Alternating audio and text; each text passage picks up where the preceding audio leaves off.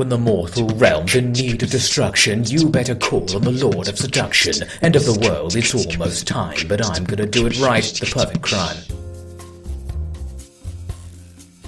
Previously, we discussed how I got a little bloodthirsty and had a travelling colony of uppity mushroom people put to the sword down in the Underway, that network of tunnels that, despite being built by people who could fit comfortably head to toe in a standard council bin, trust me, I've checked, had ceilings so high that a falling pebble would reach light speed before it hit the ground.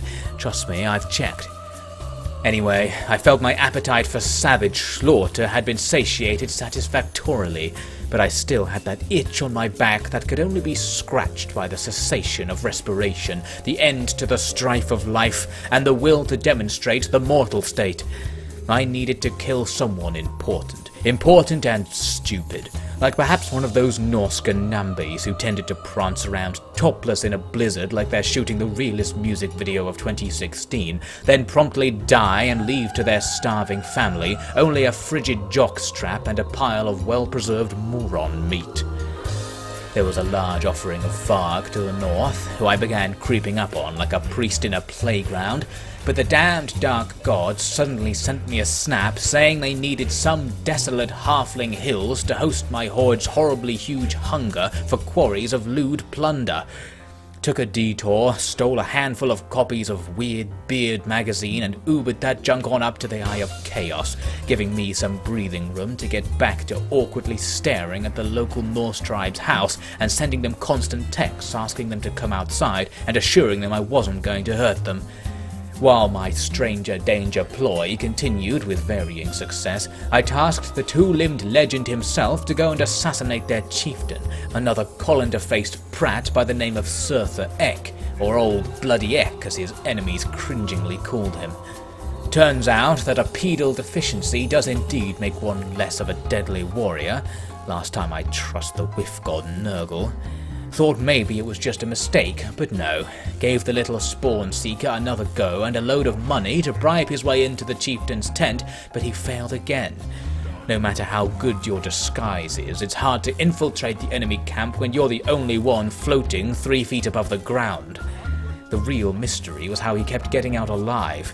Overheard a few local teens talking about something called a float job, which might have been a clue, and despite being a man who's usually down for anything, I decided that on this occasion I should leave them all to it and go steal more Darwi dinars to pass the time. I got my hopes up when I heard that Cinch was coming down again with another gift. Ah, Lord Cinch, never a pleasure, always a bore. About that voucher you offered me recently. What? You know, the voucher for 10% off your next scheme?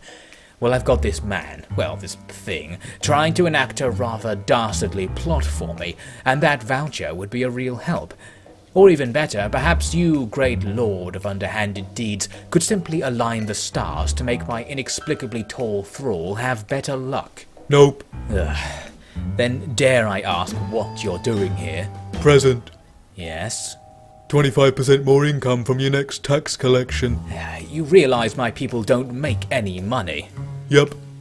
And that trying to extract money from my hoard is like trying to survive for 24 hours after a Vindaloo with only a single half sheet of toilet paper and a briefcase filled with pristine unmarked bills. Yep. Delightful. Good to see we're all on the same page here. Oh, and would you agree that the next person to say yep is the biggest cretin this side of the north wall of Boris Todbringer's house? Yep. Classic comedy. Goodbye then, you useless, unlovable, overhanded, undernourished little lord of changing underwear infrequently. You'll have your pay docked for that remark. Yes, pay me 25% less and see what happens. The classic series of novels, The Failures of No-Legs McSpawnseeker, got its third entry soon after. Then I got another request from the Dark Gods telling me to kill the nearby Dwarven Lord. Fair enough, put that on top of the in-tray. Fourth novel in the much-hyped series came out barely 2 minutes after the last one. The blurb mentioned something about the chance for success for the protagonist increasing by 8%. Didn't say if it was an 8% increase from 0 to 8, or an 8% increase of 0 chance. Either way, you won't be surprised to hear that Volume 5 hit the shelves that same afternoon. Reached out a hand to pick it up, but before I knew it, a shelf stacker had slid in between my legs and replaced it with Volume 6, featuring a foreword by Carl #NotMyJarl Slaughterborg. Who was writing all these novels? Well, I later realised it was the titular no-legged hero himself when the bill for the publication landed on my lap. Hundreds of Chaos bucks for each release, and I was the only one buying the things, meaning I was forced by the laws of irony to write my own series of novels entitled The Failures of No Legs McSpawnseeker, which itself saw worldwide success, despite being released mere weeks before the absolute apocalypse of all life. But I thought that was written by someone called Isabel a thing that goes dong. Pen name? I thought you were a journalist. Next you'll be telling me you were shocked to learn that the parents of porn stars don't actually name their children Randy Rosie from birth. Moving on, I decided to distract myself from the endless disappointment by attacking the massive horde of dwarves that had gathered to watch me steal their muddy snow. They probably thought they were being awfully clever by bunching their forces together like that, and indeed I would have struggled to take them all at once, but fortunately for me I have a level 100 speech skill, so a simple letter asking 2/3 of the enemy to just not show up to the fight landed me with a much more level playing field. Not literally, the battlefield was a jagged mix of hills and gullies just asking to be turned into a lovely Blood River Valley. The star of the show was my long-range demon semen delivery device, and this time I actually am talking about the Hell Cannon. Dwarves were up on a hill, but when they heard the weather forecast was predicting light snow with a touch of explosive, soul-consuming chaos ether downpours, they promptly advanced forwards. What bad luck they must have had though. The inclement weather followed them all the way, sending many a phlegm-encrusted beard into the realm where saying the word mercy would just make everyone think you were a Bretonian. And at the same time they had a rather different natural disaster to consider, a flood of crazed, axe-wielding, armour-plated dwarfivores looking for a 3-course dinner.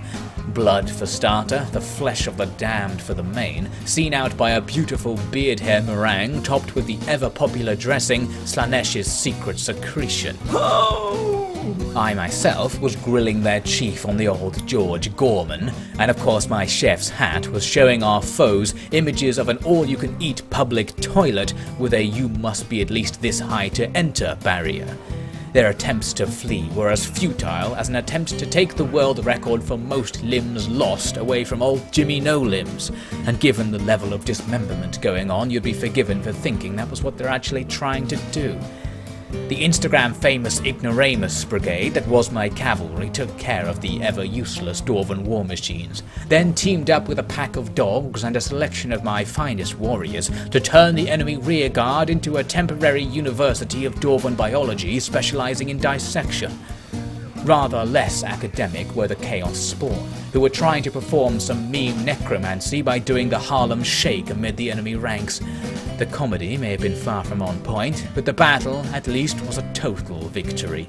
We had defeated 3/5 of their army for the loss of only 20 men, or as Korn would put it, the gain of 20 new skulls for his insidious custom-made furniture.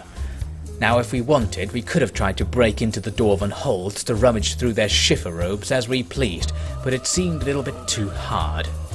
I thought you were meant to spill blood even if it was on your own side. Well, that is what the Dark Gods would have you believe, but keep in mind that those same Dark Gods, some of whom I have already quoted extensively in this tale, were educated by means of a repeated slapping across the face with a crooked staff made from the timber of the famous Ugly Tree, before being sent on for a higher education at the Chaos Corp College for Cretinous Creatures. So what they want, I'm sure you'll agree, is by no means relevant to me. I take it then that you received a more normal education? Well, not strictly speaking. The most important thing I remember learning is that my parents had surprisingly similar DNA. Quite the science fair, I tell you. But simply sitting in a darkened room, reading the back of a shampoo bottle for 10 years, will leave you better suited for a life of intellect than all the access to godlike intelligence you could ever imagine, I assure you. Now, back to business. Rather than storm the Dwarven Dorm, I turned to head back towards the far less entrenched humans. On the way, I was given the rather jovial chance to slaughter all the survivors of the previous battle, who were hiding out in some frozen forests, hoping my hounds wouldn't whiff the stale stenches of their ale and wenches. We annihilated them down to, but not including, the last manlet. I let their leader live so I could take him back as a holiday present for the slain man. But the magnitude of the massacre actually attracted the attention of a different god. Siggy, lad of the hour, I hear you've been having a right good slaughter around here. Yes, my lord, and although they are a little petite, you'll find a most alluring pile of skulls prepared for you right outside. Oh, you didn't, did you? Oh, yes. How did you know I like skulls? Just a bit of women's intuition, I'm sure. This is bloody brilliant. Don't you just want to jump in there like it's a pile of soft, crispy leaves on a warm autumn eve? For reasons beyond even the greatest of scholars, I seem not to. But you shouldn't let my relentless scorning stop you having fun. You know what, you little thresher? I'm going to give you a reward. Delightful. Shall we make it 12 melee attack this time? No, something far more special than that. You see this here? They call it the Potion of Toughness. Oh, melee defense. Well, I suppose I can find a use for that. I don't think you understand. Anything you put this potion on will go rock solid. No drooping no matter how tired you get. Hard as steel for days at a time. If I understand you correctly, are you telling me that when you filmed that famous snuff film, The Legend of Horny Corny Part 1, you were actually using performance-enhancing drugs? Well, of course, you innocent little munchkin. We filmed the whole 15 hours in one take. I see. I guess when they said horny, they were referring to one sort of helmet and not the other. Thanks for the gift, my lord. Use it wisely, my friend, and stay off the day before being the best man at a wedding. Learn that lesson the hard way, if you get my meaning. So, with a marital aid / military superweapon now in my possession, it was time to find more pillage, etc. More on that in a moment.